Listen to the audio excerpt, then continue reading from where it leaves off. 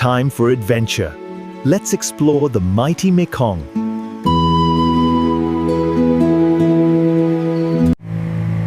Hello, dear audience. It's me, Vicky. Today we begin an incredible journey downstream along the Mekong River. The Mekong Delta begins at the point where the river splits into an intricate network of life-sustaining channels. It is formed by sediment carried from upstream over thousands of kilometers, creating an ever-changing landscape. The river is still shaping it today. Every year, the Mekong deposits millions of tons of sediment, constantly rebuilding the land. That's why nothing here stays the same. Every branch of this river is temporary, shifting with water flow, sediment, and seasonal floods. Millions of tons of sediment are carried downstream each year, rebuilding land that supports entire ecosystems. Real! This sediment creates some of the most fertile agricultural land in Southeast Asia. It is often called the rice bowl of Southeast Asia due to its massive agricultural productivity. The Mekong Delta is often called the rice bowl of the region because of its immense agricultural productivity. This makes the Mekong Delta one of the most vulnerable ecosystems on Earth. However, upstream infrastructure and climate change are altering the natural flow of sediment. Woof! Its survival depends on balance between nature, people, and water. And balance is never guaranteed. No, but we can try. These changes directly affect millions of people who rely on this ecosystem for farming and daily life. All right, Golden, ready for adventure? Bark! Let's get in the boat. Whine! Time to explore! Bark! As we move deeper into the delta, the river becomes less like a single flow and more like a living maze of interconnected ecosystems. Each canal plays a role in distributing water, nutrients, and sediment across the entire delta system. This is not a static landscape. It is a living delta system driven by seasonal flood cycles and sediment flow. Every year, the Mekong transports millions of tons of sediment downstream, rebuilding the entire delta structure. The balance between freshwater flow and saltwater intrusion is becoming increasingly fragile in modern times. This process creates fertile soil that supports one of the most productive agricultural regions in Asia. Oof. This balance determines the survival of agriculture, fisheries, and entire communities. Unlike engineered systems, the Mekong Delta cannot be fully controlled. It responds continuously to natural forces. The Mekong Delta is not just geography. It is a dynamic interaction between water, land, and human survival. Ew!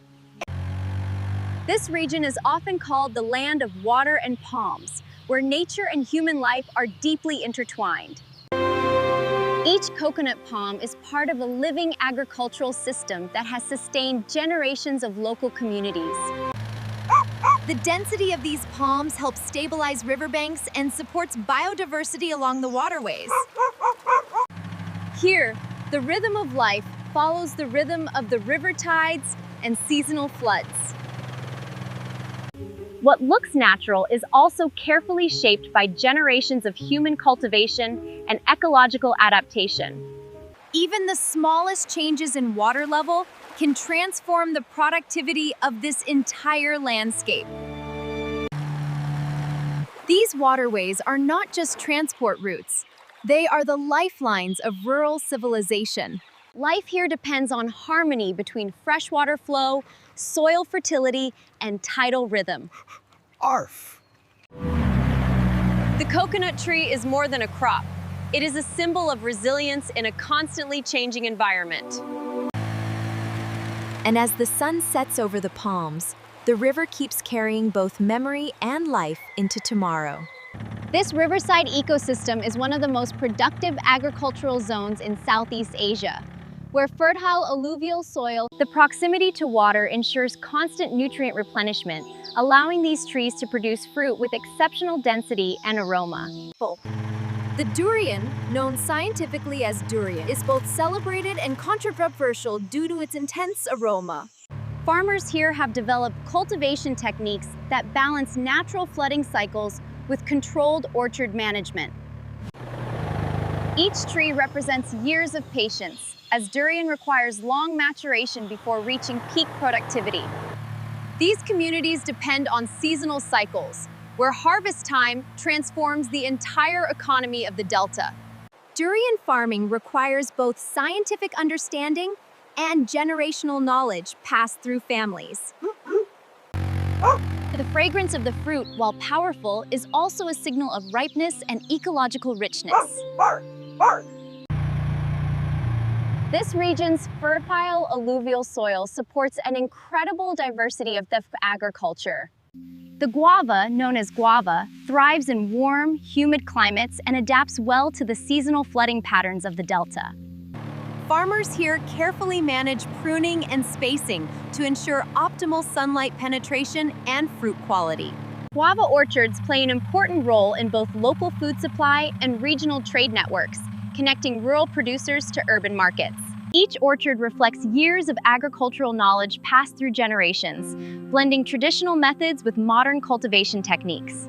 Water management is essential here, as even small changes in salinity or flood timing can affect fruit yield significantly. These communities rely on seasonal harvest cycles that shape both their economy and cultural rhythm.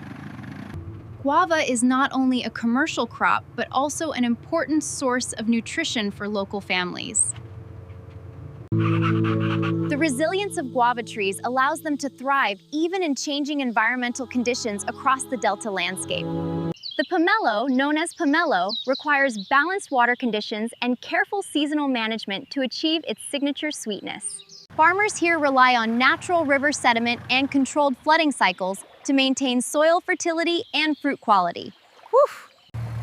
Pomelo orchards not only provide economic value, but also act as ecological buffers that stabilize riverbanks and reduce erosion. Each orchard is shaped by generations of agricultural knowledge, blending traditional cultivation with modern irrigation practices.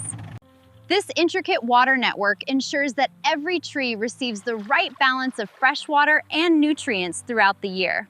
The rhythm of life here is synchronized with planting and harvest cycles that define both culture and economy. Pomelo is not just a fruit, it represents prosperity and balance in many local traditions. These citrus landscapes demonstrate how human cultivation can harmonize with the natural dynamics of the Delta environment. We are now entering one of the most delicate fruit ecosystems in the Delta, where mangosteen orchards thrive under stable humidity and rich alluvial soil.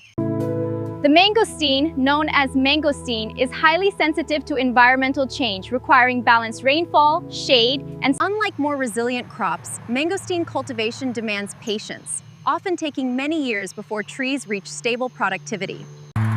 Farmers here rely on generational knowledge to maintain soil balance and protect trees from stress caused by flooding or salinity shifts. This is one of the clearest examples of agroforestry in the Mekong Delta, where agriculture and forest ecosystems merge seamlessly. These orchards are not isolated farms. They are part of a larger hydrological network that sustains both rural life and biodiversity. The mangosteen is often called the queen of fruits due to its balanced sweetness and complex cultivation requirements. It's truly unique. Every kilometer deeper into the Delta reveals another layer of each within the river system. Understanding the Mekong Delta means understanding a living system in constant transformation. And we are witnessing only a moment of it.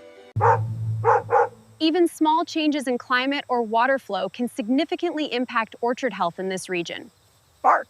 In this river landscape, even the most distinctive fruits are part of a larger harmony between water, soil, and human life.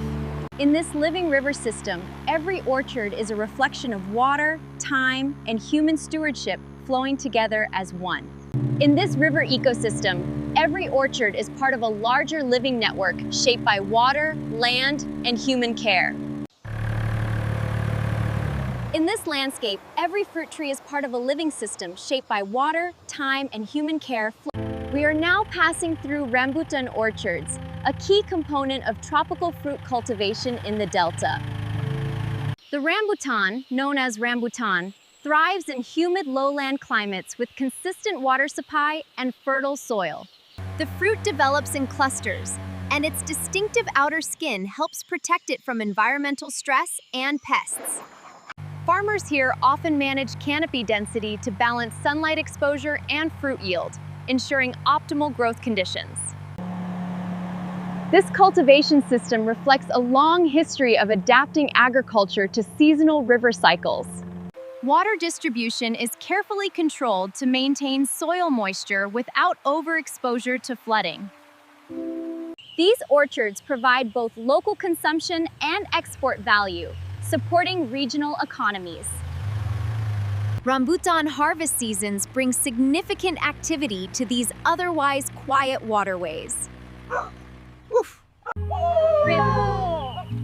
The vibrant color of the fruit reflects the richness of the delta's ecological conditions. In this river landscape, even the most vibrant fruits are shaped by the same forces of water, soil, and time. We are now observing dragon fruit cultivation, a unique agricultural system adapted to tropical and semi-arid conditions. The dragon fruit, known as dragon fruit, is cultivated using vertical support systems that maximize space and sunlight exposure. Unlike traditional tree crops, dragon fruit grows on climbing cacti, requiring careful pruning and support to maintain productivity. Farmers often use artificial lighting at night to stimulate off-season flowering, increasing annual yield. This technique demonstrates how modern agricultural innovation is integrated into the natural rhythm of the delta. Precise water management ensures that the plants receive enough moisture without waterlogging their roots. Dragon fruit has become a major export product, connecting the Mekong Delta to global markets. Its rapid growth cycle and adaptability make it one of the most dynamic crops in the region. This landscape reflects a transition from traditional farming to high-efficiency agricultural systems. Even in a rapidly changing world, the Mekong Delta continues to adapt, blending tradition with innovation. We are now entering mango-growing regions, where fertile soil and tropical climate create ideal conditions for one of the most widely cultivated fruits in the world. The mango, known as mango, thrives in well-drained alluvial soil and requires careful seasonal management to achieve optimal sweetness and texture. Farmers control flowering cycles and pruning techniques to regulate fruit production throughout the year. Mango orchards play a significant role in both local consumption and export markets across the region. Each orchard reflects a balance between natural growth and human intervention developed over generations. Water control systems are essential to prevent root stress while maintaining soil moisture balance. Harvest seasons transform these quiet orchards into centers of intense agricultural activity. Mango cultivation here combines traditional knowledge with modern agricultural practices. That's why the yield is so bountiful and sustainable. In this river landscape, every orchard is part of a larger system shaped by water, soil, and human care. The longan, known as longan, thrives in warm climates and benefits from the nutrient-rich sediments deposited by seasonal flooding. These fruits grow in dense bunches, requiring careful pruning and thinning to ensure consistent quality. Bark. Longan cultivation here is closely tied to water management, as both excess flooding and drought can impact yield significantly. Farmers rely on both traditional knowledge and modern techniques to regulate flowering cycles and improve productivity. This irrigation network ensures balanced distribution of water and nutrients across the entire orchard system. These orchards are central to local economies, providing both domestic consumption and export opportunities. Longan fruit is valued not only for its sweetness, but also for its cultural significance in regional traditions. The seasonal rhythm of flowering and harvest defines the pace of life throughout the Delta. In this evolving river system, every orchard reflects the delicate balance between natural forces and human cultivation. We are now entering the core agricultural landscape of Vietnam, the rice fields that define the Mekong Delta as one of the... Vietnam is consistently among the top rice exporters globally, with the Mekong Delta contributing the majority of national output. These fields rely on controlled flooding systems that regulate water depth, allowing rice to grow efficiently in nutrient-rich sediment layers. Woof. The Delta produces tens of millions of tons of rice annually, supporting both domestic consumption and international markets. This precision water management is key to maintaining high yields while preserving soil fertility over long periods. The Mekong Delta is often referred to as the rice bowl of the region because of its unmatched productivity and efficiency. Vietnam's rice production not only ensures national food security, but also plays a critical role in stabilizing global food supply chains. Exported rice from Vietnam reaches markets across Asia, Africa, and beyond, contributing significantly to global food availability. The scalability of this system demonstrates how natural resources and human innovation can work together to sustain millions of lives.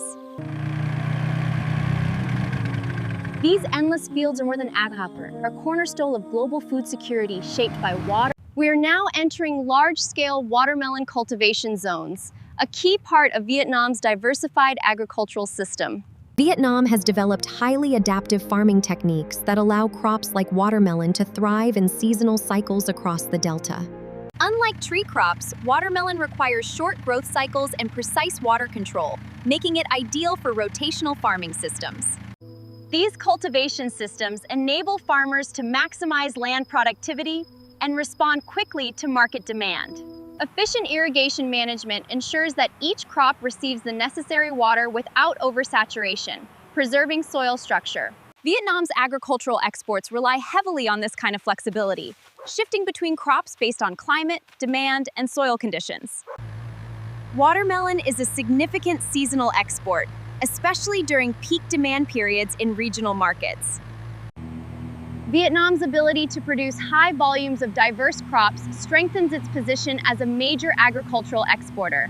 From fruits to staple crops, the country's agricultural system is built on adaptability, efficiency, and continuous innovation. These endless watermelon fields represent more than seasonal farming. They reflect Vietnam's growing role in global food supply chains. This landscape represents one of the most flexible agricultural systems in Vietnam, where short-cycle crops like watermelon play a critical... Vietnam's agricultural model relies on the ability to rapidly shift production based on market demand, climate conditions, and seasonal timing. Watermelon cultivation is highly efficient due to its short growth cycle, allowing multiple harvests within a year. This type of crop rotation maximizes land productivity and supports a stable agricultural economy. Water management is essential, ensuring crops receive sufficient moisture without damaging root systems. Vietnam has become one of the leading exporters of fresh fruits in Southeast Asia, with watermelon being a key seasonal commodity. The country's export strength lies in its ability to produce high volumes at competitive costs while maintaining consistent quality. Strategic trade partnerships and proximity to major markets allow Vietnamese agricultural products to reach consumers quickly. From rice and fruits to processed goods, Vietnam's agricultural exports are deeply integrated into global supply chains. Bark. These endless fields are not just farmland. They are part of a global network of food production that connects Vietnam to the world. We are now entering one of the most important aquaculture regions in Vietnam, where fish and shrimp farming operate on a massive scale. These systems are carefully engineered to optimize water flow, oxygen levels, and nutrient balance for aquatic species. Aquaculture here includes species such as pangasius fish and shrimp, both of which are major export products. Arf. Vietnam has become one of the world's leading exporters of aquaculture products, supplying markets across Asia, Europe, and North America. Water management is critical, ensuring clean circulation while maintaining stable conditions for growth. Modern farming techniques have increased productivity while maintaining quality standards required for international export. The seafood industry contributes significantly to Vietnam's economy, generating billions of dollars in export revenue annually. Shrimp farming, in particular, has positioned Vietnam as a global leader in high-value seafood production. Efficient logistics and processing systems allow seafood products to move quickly from farm to international markets. These vast water systems are more than farms. They are a cornerstone of Vietnam's global food supply network. We are now entering one of the most famous horticulture regions in Vietnam, where flower and bonsai cultivation. Sa Dec Flower Village is known for its intensive production of decorative plants, supplying both domestic markets and export channels. This unique cultivation method allows plants to receive consistent moisture while preventing root damage during seasonal flooding. Farmers here grow a wide range of ornamental plants, from flowering species to bonsai trees shaped over many years. The cultivation process combines aesthetic design with agricultural precision, making each plant both a product and a piece of art. This system maximizes land efficiency while ensuring each plant receives optimal light, water, and care. The flower industry here plays a vital role in regional economies, especially during peak demand seasons such as Lunar New Year. Sa Dec has become a symbol of Vietnam's ability to transform agriculture into high-value ornamental production. This is one of the largest ornamental plant production centers in southern Vietnam, where agriculture meets artistry. Woof! Sa Dec has developed a highly specialized horticultural system, capable of producing millions of ornamental plants each year. This elevated cultivation technique allows farmers to control moisture levels while protecting plant roots from flooding. The diversity here includes flowering plants, bonsai trees, and decorative foliage used for landscaping and urban design. Each plant is cultivated not only for growth, but also for visual form, requiring precise pruning and long-term care. Water distribution is carefully managed to ensure uniform growth across thousands of individual plants. The Mekong Delta's favorable climate allows year-round production, making it a major supplier of ornamental plants across Vietnam. This region demonstrates how high-value agricultural products can be developed from traditional farming systems. Sa Dec represents the artistic and economic potential of the Mekong Delta, where nature, culture, and commerce come together in harmony. We are now witnessing one of the largest ornamental plant production zones supplying the southern region of Vietnam. These fields produce millions of flowering plants and decorative trees each year, forming a critical supply network for urban and rural landscapes. The cultivation techniques here are designed to maximize both visual quality and production efficiency, ensuring consistent supply across seasons. From small potted flowers to large decorative trees, this region supports a wide spectrum of horticultural products. The scale of production allows distribution not only across southern Vietnam, but also to distant markets in the north. Efficient water management ensures plant health while maintaining high productivity across thousands of hectares. A coordinated logistics system enables rapid transport of flowers and ornamental plants to major cities across the country. Seasonal peaks, especially during festivals, drive large-scale distribution from this region to meet national demand. This network of production reflects the Mekong Delta's ability to scale agricultural output beyond local consumption. From south to north, these landscapes sustain not only beauty, but also a nationwide agricultural supply system.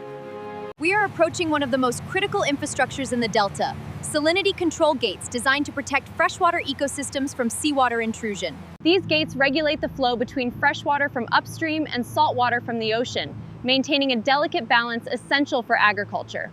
During high tide, the gates close to prevent saltwater from moving inland, protecting crops and freshwater supplies. Without these systems, large portions of the Delta would face salinity intrusion, severely impacting agricultural productivity. Engineered with precision, these gates respond to tidal cycles and seasonal variations in water levels. This dual function, environmental protection and transportation, demonstrates the complexity of water management in the Delta. Every movement here is carefully timed to maintain equilibrium between ecological preservation and human activity. These infrastructures are vital in the face of rising sea levels and climate change pressures. In the Mekong Delta, survival depends on mastering the balance between river and sea. This is a transitional zone where fresh water meets the influence of the sea, controlled by engineered gate systems that protect the inland delta. The downstream flow we are following is supported by gravity and controlled release, making the passage outward relatively smooth. When moving with the current, vessels experience minimal resistance, allowing safe passage toward the sea.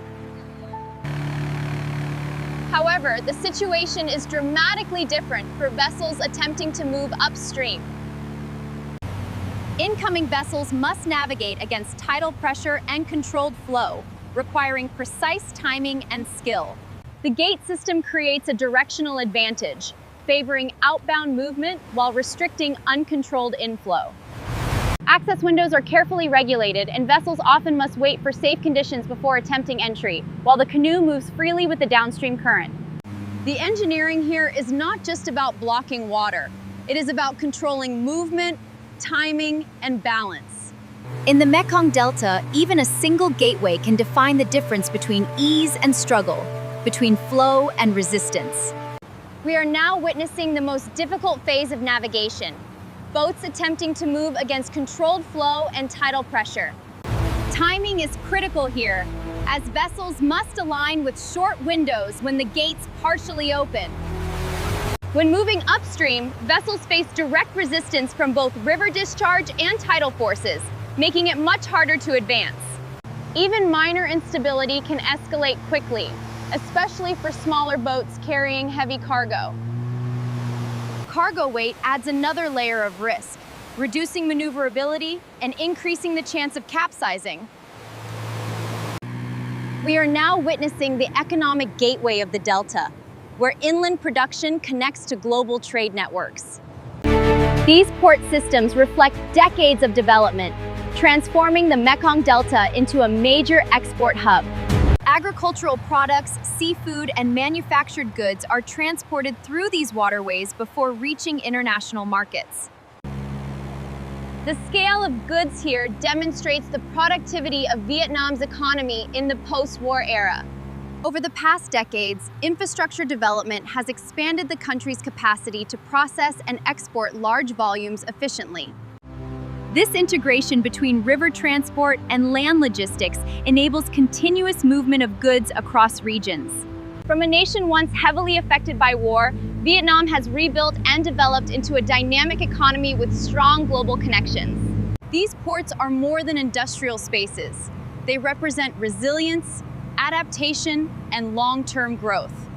50 years after the end of conflict, the transformation of this region is visible in every shipment, every dock, and every connection to the world.